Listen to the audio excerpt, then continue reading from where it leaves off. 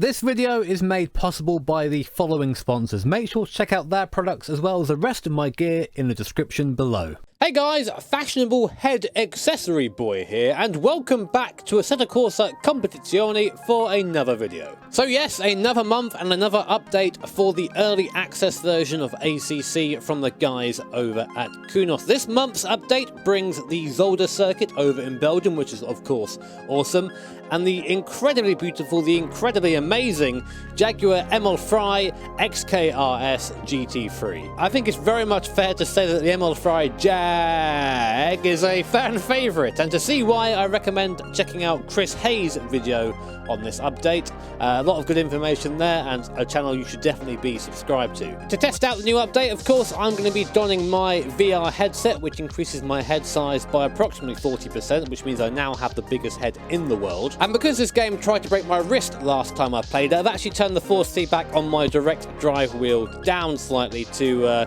try and give my wrist a fighting chance if I do hit another landmine. But anyway, let's go drive the Jag. Well then, here we are inside the ML Fry Jaguar. We press our starter button and listen to that 5-litre V8 firing up just in front of us. And away we go then for our very short formation rolling start, literally for the last chicane, and that is it. Going to try and get a fastest run through here as possible because first gear is very long in this car. I'm flat. The car is doing nothing. And there we go, green light for 10 minutes at Zolder. Not the best start in the world, but it doesn't matter too much because of course when you go from a rolling start in ACC, both your brakes and tyres are very cold. So nice and easy into T1. I still overdo it despite saying be careful. Luckily though, a lot of runoff there on the right for me to use in case I did go off. And now up to T2, a tightening right-hander. Soft on the throttle and exit, very easy to get a little bit loose there, even with traction control, such as the might of the V8 5-litre in front of us. And now for this fast right-hander, a lot quicker when you're actually going in race mode, but right now the car is cold, so we have to be nice and careful. Let's go free wide, shall we? Why the hell not? Free wide early on in the race, that never goes wrong. Heavy on the brakes down to the first chicane, and we're past another Audi on the left. Be so careful of the big anti-car. So the car going the wrong way. One of the M6s just launching it the wrong way around the circuit. That is some public lobby stuff right there, but we're okay, just about. Somehow survived that. Now for the second chicane. First gear through here, try and get the power so... well, as nice and early as you can anyway, to try and get into the power band. Small lift through here, and then we go up the hill. Pitch to the left, over the crest. Car gets light for a second, now down to the last hairpin. We're on the outside here, not where we want to be. Bentley on the inside, trying to squeeze him there. Not quite enough. We get a better run off the corner though, giving the room on the outside, and we're through. Thank you very much, Mr. Boatley. Now try and get our braking right for the final chicane. We go down, all the way down to first gear here. Roll off the brake, trying to get the car turned in as early as I can, but still understeering. The tyres not quite up to temperature. And that was a very decent first lap for us. Gained a few positions. And now we have an Audi R8 firmly in our sights. Car feeling a lot more awake now. It takes a few laps for the car really to get up to proper temperature and get up to proper operating window. And I think that actually a lot of people dismiss ACC. They play it for 2 or 3 laps, think the car is terrible, then don't play it again. Which is a real shame because, of course, in real life, slicks take a few laps to get temperature into them, as do the brakes.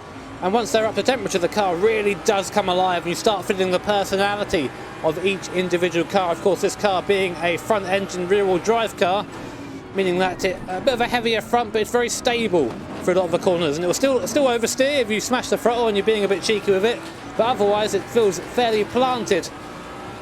And of course, that glorious V8 soundtrack as well, keeping us occupied. For the second chicane. Trying to be easy with the power. It's so easy just to smash the power through there and let TC do the work, but you lose time ultimately doing that. There you go, nice. It's good to see more car and tracks coming to AC. Of course, I know it's part of their ACC, I should say. I know it's part of their roadmap, but it's good to see it actually happening. We've had developers in the past promise things and they've not come to fruition. And of course, if you bought this game right back in the original early access state, I forget how much it was, €20, something like that, you would have this car and track update for free.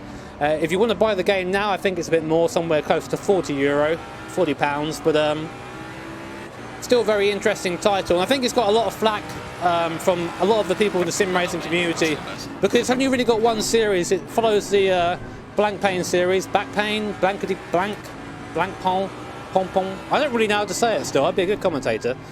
But I think it's nice, it gives more focus as I really mess up that right hand, and I need to shut up a bit and focus on what I'm doing.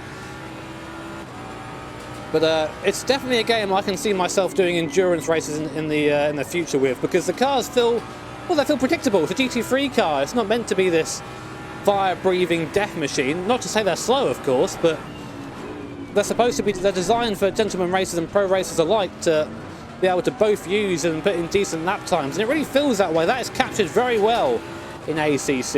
It isn't constantly trying to break away from you or slip and slide like in iRacing, for example. As I say that, I just completely missed my braking zone. Ignore, it didn't happen.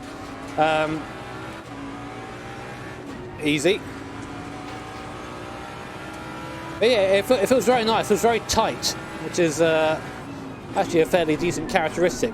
Down to the hairpin again.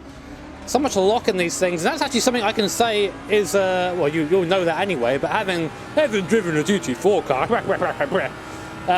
the first thing I noticed is just how much lock you have to put on it to get it to turn for corners like this. It's a big, big, big turn of the wheel, almost all the lock the car's got to get round, and when you're doing it, it feels quite awkward, especially in the sim as well, where you're having to go hand over hand. I love that reverb there off the wall on the right. My line into T1 could use some work, but we're doing okay. So there you go, halfway through the race.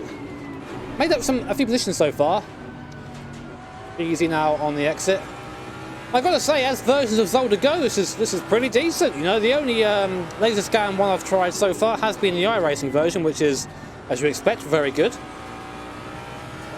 This one feels fairly decent and fairly similar to that, though I would say so far I've only driven it in VR, so I haven't actually had a chance to look at the finer details, but from this perspective anyway, it feels very good, and of course the important thing, feels very believable. Just checking the mirrors once more.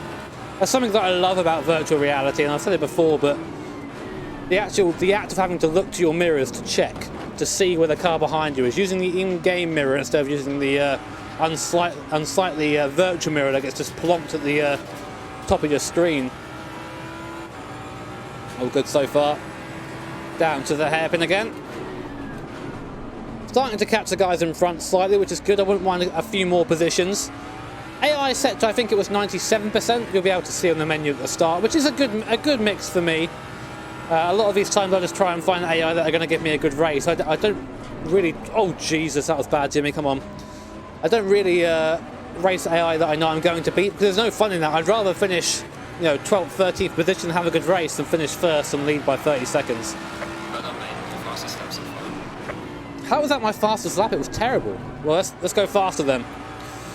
You see there, just stamping on the throttle and exit isn't really the best way to do it. You've got to be nice and careful, I think, in this thing.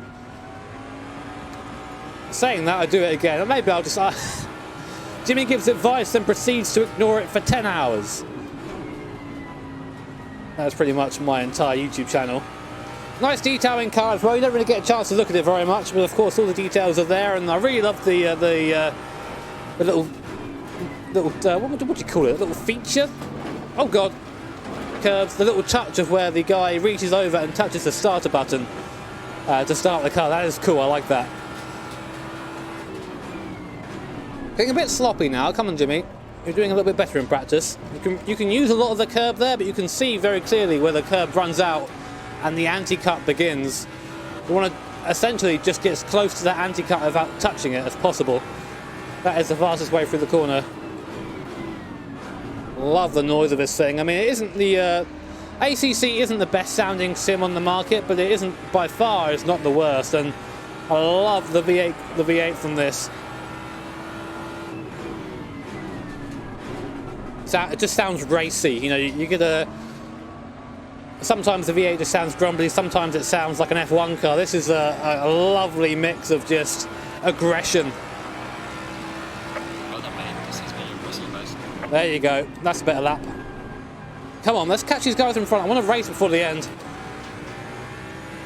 Softly onto the brake there, roll off it, then transfer to the throttle.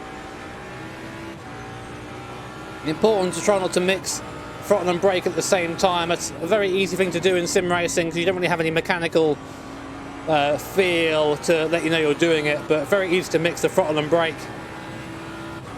when you're trying to transition. First gear, right, that's better. Just turned in there. I just very small clip of the anti-cut on the right. I felt it in the wheel, but it didn't affect the car. There you go. Really starting to send it in now to these chicanes, and the results are clear. We're gaining on the cars in front. There you go. Right. Late on the power through there. Aim for that bit of curb on the left. Oh, came from a long way back there. Thought about maybe looking up the inside, but we weren't quite close enough. Come on. There are some places to be had here, and I want them. I'll be close enough here if I move up the inside. Not quite, Jimmy. Not quite, mate. As much as you want it. Off. There you go. Now smash the throttle. Now give me one more lap, please. We're getting close to the end of the race now, I think. Another fastest lap. Just a little bit too enthusiastic on the way in there. A bit wide of the apex. Roll it in. Soft. Aim for the exit there. Straighten the car up as soon as you can. Now I know I've got speed through this right-hander. I just get it right. And get it right, I did. Look at that speed. A little bit of oversteer and exit. I'm going to look to the inside. Out he goes onto his racing line. Thank you very much, mate. I'll take that. Leaders cross the start finish. Is this a final lap now? Is he still there? No, I just cut past him. Thank you very much, mate. So this might be the final lap. If that's the case, I really need to push on. There's a chance I can get this Audi down to the hairpin if I'm close enough, but I've got to be closer than I am now. Oh, we made some mistake there out of the hairpin. Sorry, out of the chicane, sorry. You saw him get loose a little bit. Power on as early as I possibly can. Used all the road and a bit more there. Dive to the inside. And squeeze him on the outside there. I'm not giving him any room whatsoever. Going to come across, take his line. Thank you very much, sir. That's mine now. And that could have been 2 overtakes in 1 lap. Will we get one more though? Down to first gear. Oh, understeer on the way in. Jimmy, that's not how you do that. Just taking far too much speed in and just trusting the brakes a bit too much. Up through the gears. And there you go, that's the end of it. We didn't quite get any more laps to try and catch that Lambo, but that was a lot of fun. I must say, I really like this Audi. I see this being used quite a lot online. One of those cars which is very stable, but I think fairly quick as well in the right hands. But guys, more importantly, I hope you enjoyed that video. If you did, of course, make sure to hit that like button. If you really enjoyed it, hit subscribe to be notified of future videos and future streams. And whilst the game decides to take a little bit of a nap in the background, I wanted to say a massive heartfelt thank you for the overwhelmingly positive response I got from the GT4 video. As I've said many times before and in the video itself, it really was an absolutely amazing experience, and I can't show my gratitude enough to those who set it up for me. But of course, again, the real people I want to thank are you for supporting me for all this time and getting my channel to a position where these things are possible, and hopefully in the future maybe I'll get to do some more things like that, who knows. But anyway, take care, have an awesome day, I'll see you all next time.